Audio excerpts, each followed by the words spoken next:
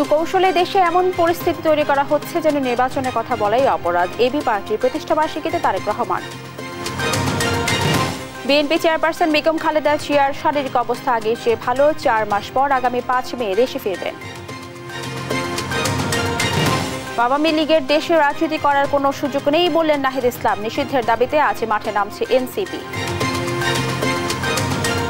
বাংলাদেশের মানুষের পক্ষ নিয়েছে সেনাবাহিনী। আল জাজিরার সেনাপ্রধান। তথ্যচিত্রে ডক্টর মোহাম্মদ ইউনূসের নেতৃত্বের প্রশংসা। নতুন ধান উঠায় কিছুটা কমেছে চালের দাম। ঈদের আগেই এলাচের দাম ঊর্ধ্বমুখী। সরবরাহ কম থাকায় বেড়েছে মাছের দাম। এবং পাকিস্তানে যাওয়ার আগে আরব আমিরাতে 2 ম্যাচের টি20 সিরিজ খেলবে বাংলাদেশ দল। 21 মে যাবে পাকিস্তান সফরে। দেখছিলেন শিরোনাম সংবাদ দুপুরের সঙ্গে আছি আমি রাবিয়া ইসলাম স্নেহা। এবার বিস্তারিত। 4 মাস পর দেশে ফিরছেন বিএনপি চেয়ারপারসন বেগম খালেদা জিয়া। তার ব্যক্তিগত চিকিৎসক ডাক্তার AZM জাহিদ হোসেন বিষয়টি নিশ্চিত করে বলেন, খালেদা জিয়ার শারীরিক অবস্থা আগের থেকে বেশ ভালো।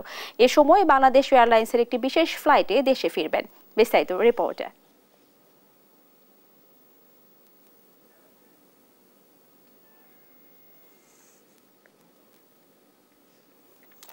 দর্শক, আমরা রিপোর্টটির জন্য অপেক্ষা করছি।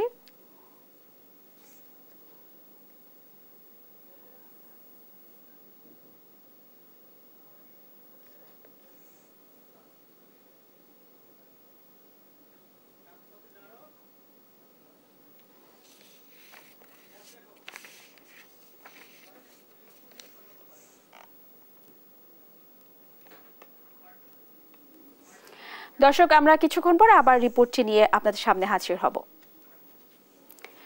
দলগতভাবে আওয়ামী লীগের বিচার এবং দলটির সব অঙ্গ ও সহযোগী সংগঠন নিষিদ্ধের দাবিতে আজ শুক্রবার মাঠে নামছে এনসিপি।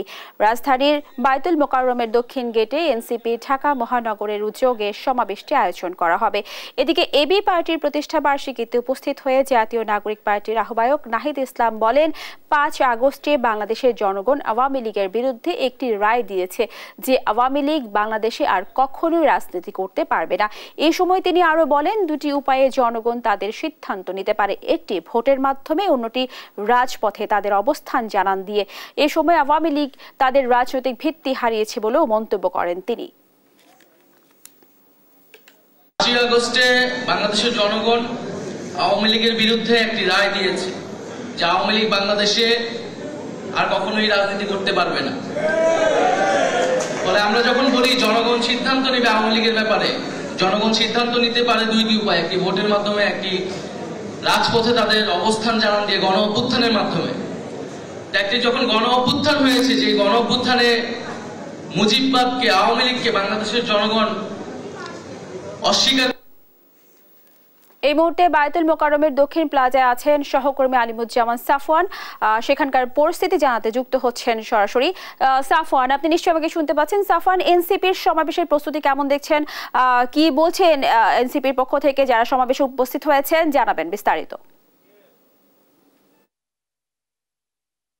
নেহা, আমি মুহূর্তে আছি বায়তুল মোকাররমের দক্ষিণ প্লাজায় এবং আপনারা ইতিমধ্যে জানেন যে আজকে কিন্তু আওয়ামী লীগ নিষিদ্ধের দাবিতে যে সমাবেশ করার কথা রয়েছে জাতীয় নাগরিক পার্টির, তা কিন্তু এখনো শুরু হয়নি। সেটি আজ দুপুর 3টায় শুরু হওয়ার কথা রয়েছে। তো কিছুক্ষণ আগে আসলে জুম্মার নামাজ শেষ হওয়ার পর এখানে আসলে যে জনগণের যে উপস্থিতি সেটি কিন্তু বাড়তে শুরু করেছে এবং জাতীয় নাগরিক পার্টির যারা নেতৃবৃন্দ রয়েছেন, আসলে প্রধান নেতৃবৃন্দ, তারা কিন্তু এখনো এই সমাবেশস্থলে এসে আসলে পৌঁছায়নি। তবে স্টেজ থেকে আসলে বারবার অনুরোধ করা হচ্ছে যে এই জায়গার যে রাস্তাটি রয়েছে সেটি যাতে বন্ধ না করা হয়, অর্থাৎ এখানে বাস চলাচলের যে সুযোগ সেটি রাখার কথা বলা হচ্ছে। এবং সকাল থেকে আমরা এখানে ছিলাম, সকাল থেকে যেটি দেখতে পেয়েছি যে এখানে আসলে একটি অস্থায়ী মঞ্চ তৈরি করা হয়েছে ট্রাকের উপরে এবং গতকাল রাতে কিন্তু জাতীয় নাগরিক পার্টির যে আহ্বায়ক রয়েছে নাহিদ ইসলাম, তিনি কিন্তু আজকে আওয়ামী লীগের বিচার এবং আওয়ামী লীগ নিষিদ্ধের দাবিতে আসলে সমাবেশের ডাক দেন। তারা বলছে যে আওয়ামী লীগ সরকারের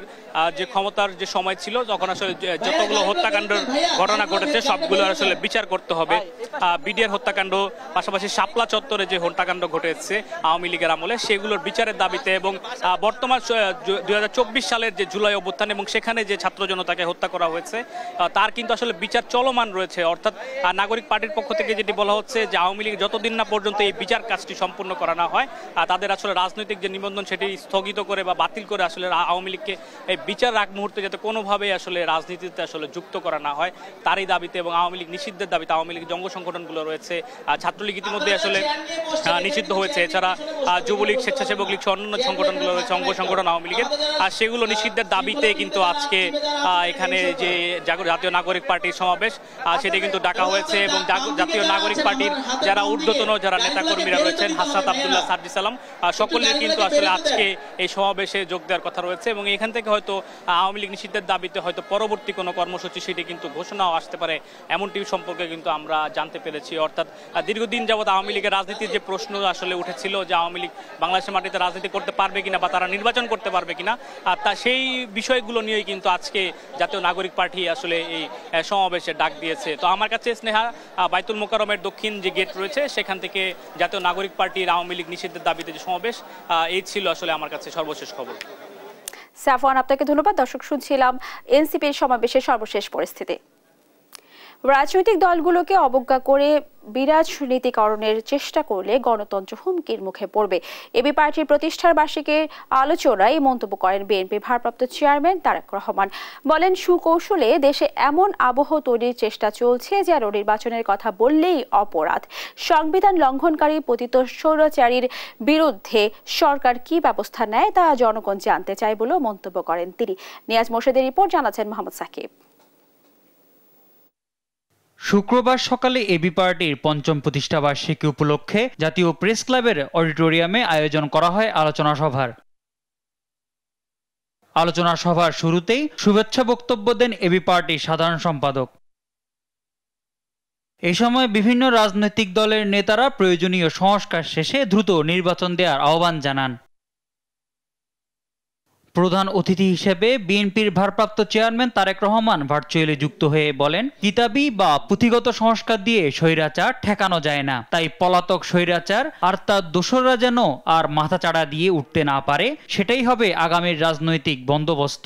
পরাজিত তাবেদার অপশক্তি, তাদের দোসররা আর যেন মাথাচাড়া দিয়ে উঠতে না পারে, সেটিই হোক বাংলাদেশের আজ এবং আগামী দিনের রাজনৈতিক বন্দোবস্ত। তিনি বলেন, সুকৌশলে দেশে এমন আবহ তৈরির চেষ্টা চলছে যেন নির্বাচনের কথা বললেই অপরাধ। অত্যন্ত সুকৌশলে দেশে এমন একটি আবহাওয়া তৈরির অপচেষ্টা চলছে যেখানে নির্বাচন অনুষ্ঠানের দাবি করাটাই যেন একটি অপরাধ। জাতীয় নির্বাচন অনুষ্ঠান নিয়ে অবজ্ঞাসূচক বক্তব্য, মন্তব্য কিন্তু পলাতক স্বৈরাচারকেই আনন্দ দেয়। এছাড়া তিনি আরো বলেন, রাজনৈতিক দলগুলোকে অবজ্ঞা করে বিরাজনীতিকরণের চেষ্টা করলে গণতন্ত্র হুমকির মুখে পড়বে। উপস্থিতিবৃন্দ, সবশেষ দ্রুত নির্বাচনের রোডম্যাপ ঘোষণারও দাবি জানান তিনি।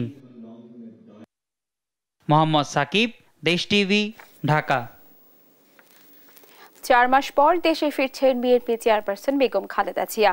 তার ব্যক্তিগত চিকিৎসক ডাক্তার AZM জাহিদ হোসেন বিষয়টি নিশ্চিত করে বলেন, খালেদা জিয়ার শারীরিক অবস্থা আগের থেকে বেশ ভালো। এ সময় বাংলাদেশ এয়ারলাইন্সের একটি বিশেষ ফ্লাইটে দেশে ফিরবেন তিনি। বিস্তারিত রিপোর্ট।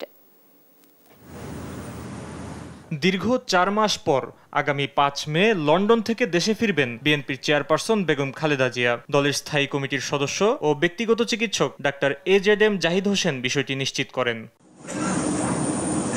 জানান, বিগত সময়ের চেয়ে খালেদা জিয়ার শারীরিক অবস্থা বেশ ভালো। সম্পূর্ণ এয়ার অ্যাম্বুলেন্স পরিষেবা পাওয়া না গেলেও বিমান বাংলাদেশ এয়ারলাইন্সের একটি নিয়মিত ফ্লাইটে বিশেষ ব্যবস্থায় দেশে ফিরবেন খালেদা জিয়া। দেশে ফেরার পথে বিএনপি চেয়ারপারসনের সঙ্গে সফরসঙ্গী হিসেবে থাকবেন তারেক রহমানের সহধর্মিণী জুবাইদা রহমান ও আরাফাত রহমান কোকোর স্ত্রী শর্মিলা রহমান সহ 8 জন। দীর্ঘদিন ধরে লিভার সিরোসিস, কিডনি সমস্যা, হৃদরোগ, ডায়াবেটিস এবং আর্থ্রাইটিসের মতো বিভিন্ন শারীরিক জটিলতায় ভুগছেন তিনি। চলতি বছরের ৮ জানুয়ারি উন্নত চিকিৎসার জন্য খালেদা জিয়াকে লন্ডন নিয়ে যাওয়া হয়। টানা ১৭ দিন চিকিৎসাধীন থাকার পর লন্ডন ক্লিনিক থেকে গত ২৫ জানুয়ারি খালেদা জিয়াকে তারেক রহমানের বাসায় নিয়ে যাওয়া হয়। ফাহিম ইউসুফ, দেশ টিভি, ঢাকা। রাজধানীতে একদিনের ব্যবধানে বৈশাখের উত্তাপ যেন সবজির গায়ে। করলা, পটল, বরবটি, বেগুন সহ বেশ কিছু সবজির দাম বেড়েছে, তবে সবচেয়ে বেশি বেড়েছে শসা ও পেঁপের। মাংসের দাম স্থিতিশীল থাকলেও বেড়েছে মাছের দাম। এ নিয়ে মশলার বাজারে এলাচির দাম কিছুটা বাড়তি, তবে স্বস্তি মিলেছে চালে। এইচ হিমেলের প্রতিবেদন। রাজধানীর বাজারে হঠাৎ করে দাম বেড়েছে শসা, পেঁপে সহ অন্যান্য সবজির। মাংসের বাজার যথারীতি থাকলেও বেড়েছে মাছের দাম। বিক্রেতারা বলছেন, যদিও সবজির সরবরাহ কিছুটা কম, কিন্তু সিন্ডিকেটের কারসাজিতে দাম বেড়েছে অতিরিক্ত। এটা বাড়ার বলতে হলে ভিতরে একটা সিন্ডিকেট আছে, বুঝছেন? এটা সিন্ডিকেট লাগে, ভিতরে কিন্তু মালের অভাব নাই, কেন ওরা মনে করেন দাম দিয়ে ছাড়তেছে না। খুব প্রকাশ করে ক্রেতারা বলেন, সরকার যদি নিয়মিত বাজার মনিটরিং করে তাহলে সিন্ডিকেট ভেঙে দাম সহনীয় পর্যায়ে নেমে আসবে। তো এখন তো দাম বেড়ে যাচ্ছে, এখন সরকারের আসলে খুব নজর দেওয়া উচিত এই দিকটা, না হলে আমাদের মতো মধ্যবিত্ত শ্রেণীর মানুষদের আসলে বেঁচে থাকাটা খুবই অসহনীয় পর্যায়ে চলে যাচ্ছে। এদিকে আদা রসুনের দাম স্থিতিশীল থাকলেও পেঁয়াজের দাম কিছুটা বেড়েছে। মশলার বাজারে বেড়েছে এলাচের দাম। মশলার দাম, লং, গোলমরিচ এগুলো আগের মতোই আছে। এলাচের দামটা অনেক বেশি, এলাচ আপনার কেজিতে 2000 টাকার মতো বাড়ছে। এদিকে নতুন চাল আসায় স্বস্তিতে ফিরেছে চালের বাজার। খুব যারা করে আজকে 50 টাকা কমাইছি 50 কেজি থেকে, ঠিক আছে? 2900 বছর 2850 টাকা রাখছে। এবং এটা কাল কম ছিল, কিন্তু তারা রাখে নাই, ঠিক আছে? তো আমার মতে মনে হয় বাজারে প্রতিদিন মনিটরিং করাটা উচিত। এইচ হিমেল, দেশ টিভি, ঢাকা। ভুয়া ব্যক্তি ও জাল স্বাক্ষরে প্রায় 500 কোটি টাকার ঠিকাদারি ভাগিয়ে রিয়ার অনুসন্ধানী সংবাদ প্রচার করায় দেশ টিভির সংবাদকর্মীদের নামে মামলা করেছে মাল্টিবিম কর্পোরেশন। জালিয়াতিতে জড়িত মাল্টিবিম কর্পোরেশনের হয়ে মামলাটি করেন ইলিয়াস কাঞ্চন নামে এক ব্যক্তি। ফ্যাসিবাদ সরকারের সময় সংবাদটি প্রচার হয়, কিন্তু তখন মামলা না করে 2 বছর পর অন্তর্বর্তী সরকারের সঙ্গে গণমাধ্যমের দূরত্ব তৈরি করতে মামলাটি করান মাল্টিবিম কর্পোরেশনের এমডি শাহিন কবির। প্রেস কাউন্সিল সহ যথাযথ নিয়ম না মেনে মামলা করা হয়নি বলে মন্তব্য করেন গণমাধ্যম ব্যক্তিত্বরা। বিস্তারিত ডেস্ক রিপোর্টে। শাহিন কবির সেলেস্টিয়াল টেক লিমিটেড নাম দিয়ে বিআইডব্লিউটিএতে একটি ঠিকাদারি লাইসেন্স করেন। 2015 থেকে 2018 সাল পর্যন্ত তিনি বিআইডব্লিউটিএতে পানি উন্নয়ন বোর্ড এবং চট্টগ্রাম মেরিন একাডেমি ডিডব্লিউর 5 লট ট্রেনিং, সার্ভে ও যাত্রীবাহী বোট সরবরাহের প্রায় 100 কোটি টাকা কাজ নেন। কিন্তু মানসম্মত কাজ না করায় বিআইডব্লিউটিএ কোম্পানিটিকে কালো তালিকাভুক্ত করে।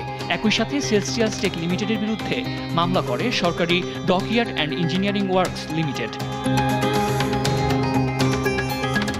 তারপর কোম্পানির নাম পরিবর্তন করে মাল্টিবিম কর্পোরেশন নামে প্রচারণা শুরু করে শাহিন কবির। মার্কেটিং ম্যানেজার পদ তৈরি করে প্যাট্রিক বেলেন নামে একজন কর্মকর্তা স্বাক্ষরে শত কোটি টাকার কাজ ভাগিয়ে নেন শাহিন কবির, যে স্বাক্ষরের সাথে প্যাট্রিক বেলেনের পাসপোর্টের স্বাক্ষরের কোনো মিল নেই। মূলত প্যাট্রিক বেলেনকে প্রতিষ্ঠানের ম্যানেজার সেলস সাজিয়ে নকল স্বাক্ষর ব্যবহার করে 300 কোটি টাকার কাজ ভাগিয়ে নেন শাহিন কবির।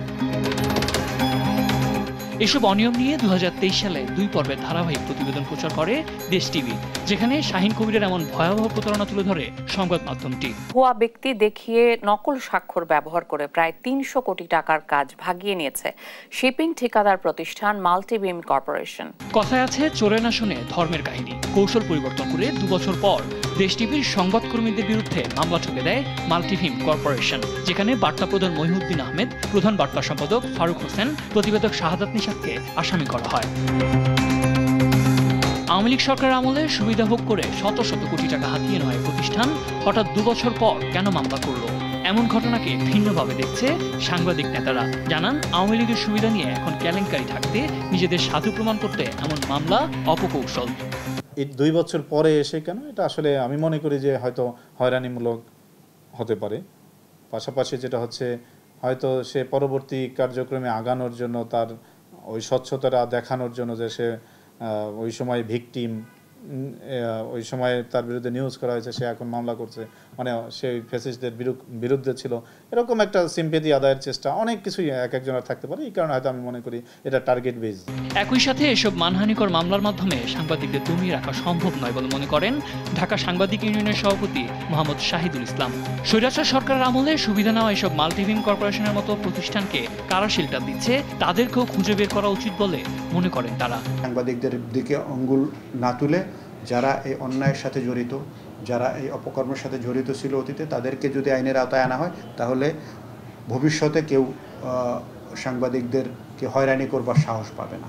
একই সাথে এসব প্রতিষ্ঠানের বিরুদ্ধে অনুসন্ধান করে অনিয়ম প্রমাণিত হলে ব্যবস্থা নেওয়ারও আহ্বান জানান তিনি। গণমাধ্যম কর্মীরা যেন স্বৈরাচার সরকারের আমলের মতো হয়রানি শিকার না হয় সেদিকেও সরকারের দৃষ্টি দেওয়ার আহ্বান জানান তিনি। রাষ্ট্রের কাছে আমাদের দাবি থাকবে যে এই ধরনের হয়রানিমূলক মামলা যারা দিয়েছে তাদেরকে আইনের আওতায় আনতে হবে। নিউজ ডেস্ক, দেশ টিভি।